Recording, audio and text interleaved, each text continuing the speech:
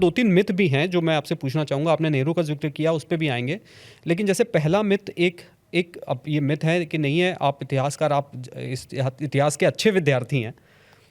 आज़ाद हिंद फौज की स्थापना करने की जो बेसिकली कहें कि आईएनए की जो प्रेरणा है वो उनको सावरकर से मिली थी।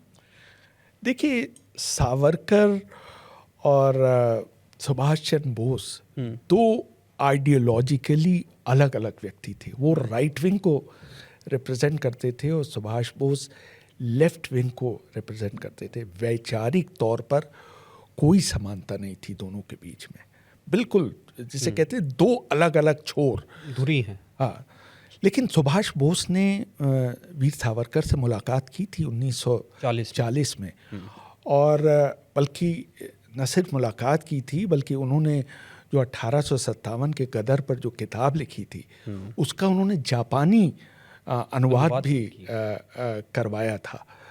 लेकिन उनका जो समाचार पत्र था फॉरवर्ड ब्लॉक, उसका भी नाम फॉरवर्ड ब्लॉक था, उसमें बहुत आलोचना वीर सावरकर की किया करते थे उनकी। लेकिन देखिए, बहुत कॉन्ट्रडिक्शन है। 1940 में कलकत्ता म्यूनिसिपैलिटी के चुनाव में दोनों पार्टियों का गठबंधन हुआ था, तो सुभाष बोस की पार्टी और हिंदू महासभा का। और वीर सावरकर ने कभी भी सुभाष बोस को जब भी जिक्र किया, पब्लिकली उनकी हमेशा तारीफ की। हालांकि वैचारिक तौर पर वो उनसे मेल नहीं खाता था। और बाद में जब भारत की आज़ादी के कारणों पे बात हुई तो उन्होंने कहा कि एक तो अंग्रेज सेना का राजनीतिकरण हो गया था, दूसरा कारण उन्होंने ये बताया कि नेवल रेटिंग में विद्रोह हो गया था भारत की नौसेना में, और तीसरा कारण आईएनए का अस्तित्व में आना और आईएनए पे मुकदमा चलना, ये आईएनए के सैनिकों पर मुकदमा, उसने एक तरह से पूरे भारत को एकजुट कर दिया था। तो ये सब ये तो अब आपने जिक्र कर दिया तो वो कहानी भी आपको बतानी पड़ेगी।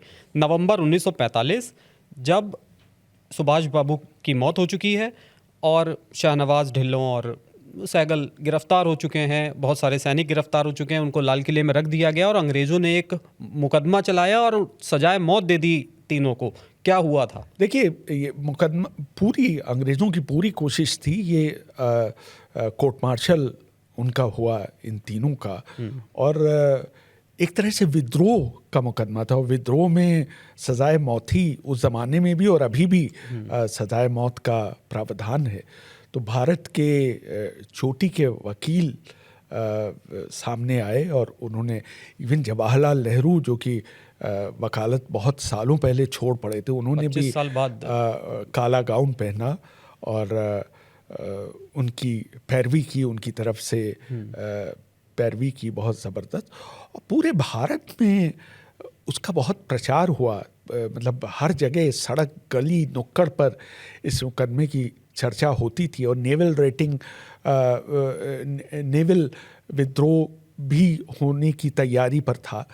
तो अंग्रेज़ों ने सोचा कि ये जो पब्लिक ओपिनियन है, अगर इनको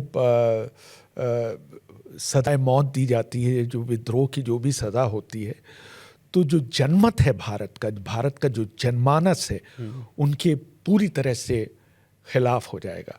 इसलिए वो एक टैक्टिकल डिसीजन था, ये नहीं कि वो चाहते थे दिल से उनको बरी करना। तो उनको छोड़ा गया, लेकिन फौज में नहीं लिया गया वापस।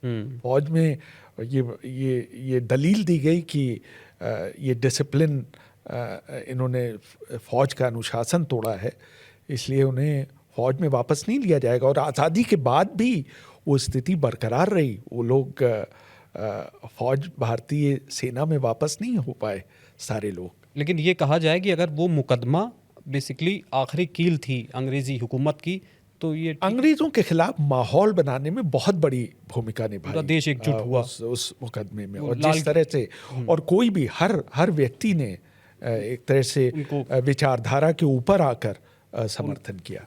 वो लाल किले से आई आवाज़, सहगल, ढिल्लो, शाहनवाज, ये नारे लगते थे, लाल किले को तोड़ दो, आज़ाद हिंद को छोड़ दो।